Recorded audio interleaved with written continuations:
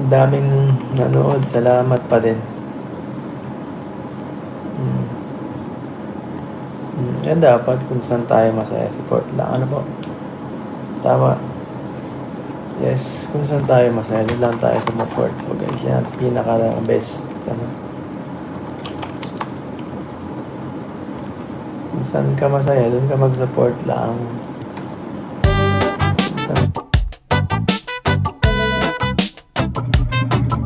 So ayun, ang kaligayahan ay kaligayahan at kung masaya naman si Kalingap Edu ay huwag na nga pong kontrahin pa. Kapansin-pansin na masaya nga po si Kalingap Edu. Sa katunayan ay nagpapasalamat po si Papa Eds sa mga sumusuporta hanggang ngayon at kahit po dun sa vlog nila ni Bridget. Ayan, kaya naman patuloy nga nating 100% susuportahan ang tambalan, tambalan ni Kalingap Edu at ni Bridget. Talagang umuusbong yung kanilang chemistry at marami pong masaya. Sa pagkakataong ito, panonoorin natin ang isang video na kung saan ay ito nga, kapanapanabik ang kaganapan. Pero bago tayo magpatuloy, good morning, good evening po sa inyong lahat. Saan mang panig ng mundo, mega love shoutout po sa mga nanonood ngayon. Ayan, mega love shoutout din po kay Kuya Val, kay Kalingap Rob, at sa buong team Kalingap. Please po, naglalambing ako, pindutin nyo po yung notification bell nang sa ganun po ay updated kayo sa mga ina-upload kong video. At isubscribe nyo na rin po ako kung di pa po kayo nakakapag-subscribe. Dumako na po tayo dito sa ating topic kung saan si Kalingap Edu ay masaya sa kung ano na, lalo na't nakamove on na si Kalingap Edu, masaya siya sa kung ano na mayroon ang kanyang kaganapan, lalo pa at may bagong tandem kay Bridget. Pero ang pagkakabanggit dyan ni Kalingap Rob ay wala pang official so aabangan natin ang official announcement ni Kalingap Rob. So dito tayo nga sa ating topic kung saan etong si Papa Eds ay nagbigay ng pahayag patungkol doon sa mga sumusuporta at hindi sumusuporta. Kung saan kayo masaya, doon na lang po sumuporta. At kung hindi kayo masaya, ay siguro huwag nyo nang panoorin para hindi pa makapagbigay ng mga negatibong komento doon po sa hindi masaya sa kung ano meron ngayon si Kalingap Edu. Ayan na. So eto muna, ating balikan ang kapanapanabik na kaganapan. Ito po, panoorin natin. Wala ka namang naliligo sa'yo, mo. Totoo? Wala. Ako naliligo naman ako sa'yo. Kaya din naman tanongin niyo, kaya na pa ako tinatanong eh. Ba't kami po? Ikaw na magtanong, matatanong. Kayo yung tatanong ngayon eh. Ikaw na, tanongin mo na siya. Kayo talaga. Kami ba? Sige na sila. Anong tatanungin mo? Kahit ano. Kahit ano? Yun yung tanong. Kahit ano? Ayun na yun. Kayo naman. Gusto mo lang gusto niya? Natatawa kasi ako. Bakit ako? Nakatitigil siya ko eh. Akala mo lang talaga nakatingin ako sa'yo. Ako nakatingin. Kamusta ko Yads yung sa mga vlog mo? Tas hindi pa nga gumagano na siya. Kamusta daw? Kamusta daw? Kamusta daw, boy? Kamusta daw, boy? Ayos lang. Dati lang. Kamusta daw, boy? Wala naman nagbabago. Buhay pa. Wala ka. Lagi lang yung paulit-ulit ang buhay ko. Parang Ikaw ang kamusta? okay lang. Kasi ano man lang. School lang. Busy. Tas mga extracurricular. Yan lang. Wala pang exciting sa buhay ko. Sa inyo kasi nga syempre may mga kanya-kanya dito yung ginagawa sa dalawa niya. May mga vlog kayo.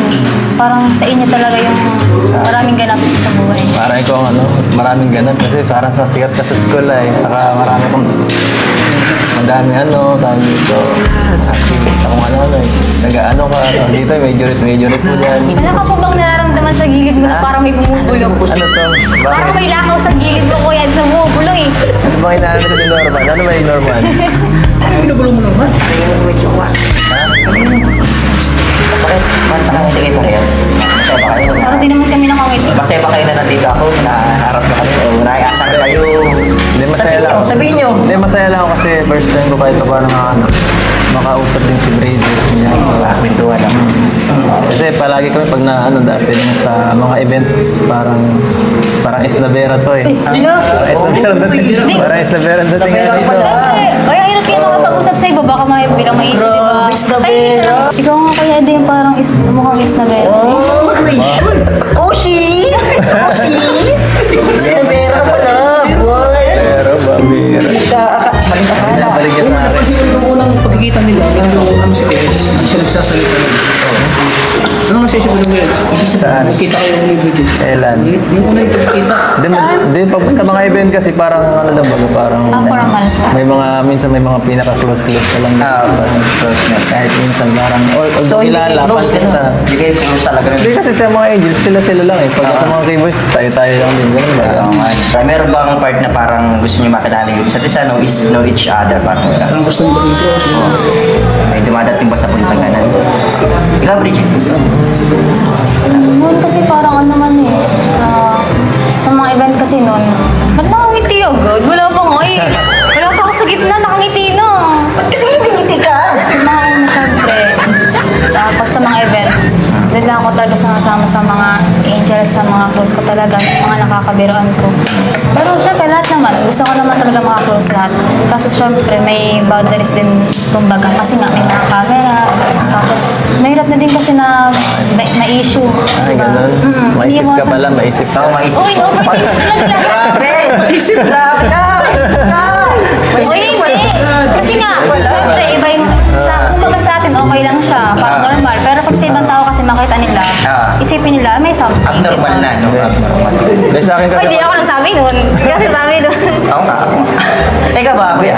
hindi sa akin kasi pag ano lahat gusto syempre pero alam mo yung pagka umiwas ka sa akin at sa mata ibig sabihin parang umiiwas ka pero pag nag-lock tayo ng sa mata ngiti na lang ngingiti mo na lang ang sarili mo para para makikipag-friends ka sa ibang tao Kung baga, parang panagkarating ka kayo, pagtingin kayo sa isa't isa. hindi alam makikingiti ka lang para parang respect ba Siya pala yung may issue dito. Siya yung may issue. Kung ano na sinasabi. Sabi niya, pag nagkatinginan lang, syempre parang basic respect na yung mangiti ka, parang bati. Hindi naman porkit nagkatinginan, may gusto ng set song. Kaya pala lagi ka nakabinti.